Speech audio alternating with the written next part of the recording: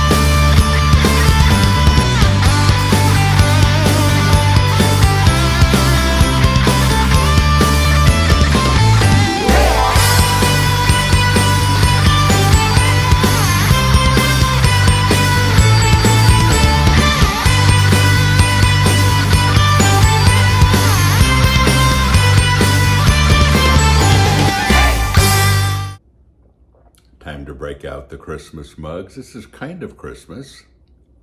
Single all the way. I like that, don't you? Great mug. And folks, thank you for purchasing our Headbangers Brew. So many of you are drinking it. Helps the ministry tremendously. All of the profits go to fund our homeless and trafficking ministry. We appreciate you being involved. Great expectations during colossal letdowns. It was my title of my sermon yesterday, our Socratic discussion. Every Sunday here at Sanctuary, we meet at 10:30 in the morning and have a great time. And it's a full house on Sundays, and we appreciate people being there, and it's a great time with everyone.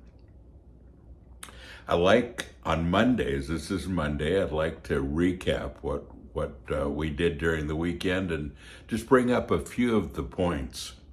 And, all of us have expectations. All of us have things that that we want to do, dreams, visions. We all have things that are in our hearts to fulfill, all of us. And whenever you get started on a project or on a vision or whatever it is that you feel led to do, somewhere along the line, there are letdowns. And sometimes they're colossal letdowns. Sometimes they're huge. And you look back and you think, did I hear God correctly? Was this really from Him? What about those times in life when you expect for people to react with you a certain way and they're just the opposite? Things like family. You expect your family to be loving and charitable. We just went through Thanksgiving. Some of you had a wonderful time with your family. Some of you didn't. Yeah, there's always that person that brings up politics and then the whole room is divided. Or sometimes past hurts. Wouldn't the greatest gift during this season of giving be to not just necessarily bring presents for each other, but to heal old wounds? And sometimes we have great expectations and we leave with colossal letdowns with our family, with our friends, with whatever it might be. And folks, you might be feeling let down today, and there are a lot of people that really feel that way during the holiday season. Yeah, big time. But what do you do with that? I want you to turn with me to Proverbs chapter 13 and verse 12. And it says, hope deferred makes the heart sick. But when the desire is fulfilled, it's a tree of life.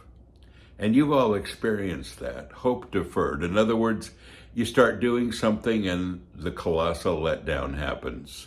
And you feel like your heart is just sinking and it's a tough thing to go through.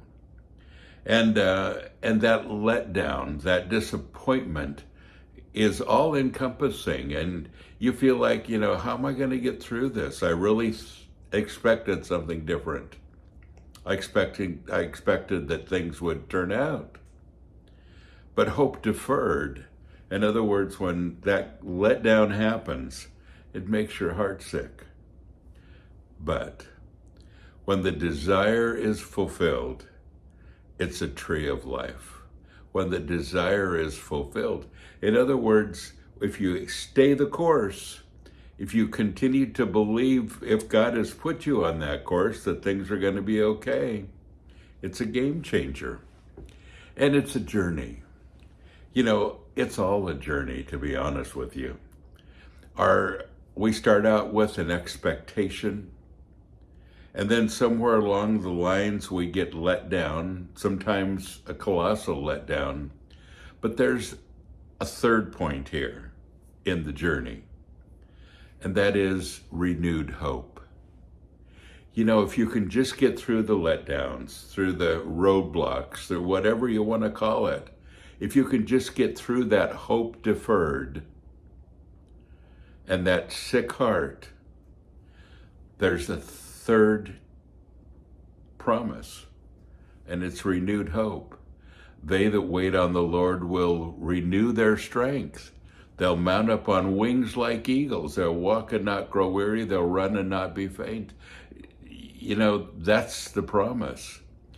But how do you go from being devastated, laying down in the middle of the road, devastated, to walking and running, soaring on wings like eagles? And eagles, again, are able to soar above the storm. How do you get there? Well, folks, you don't get there unless you've gone through the other ones first.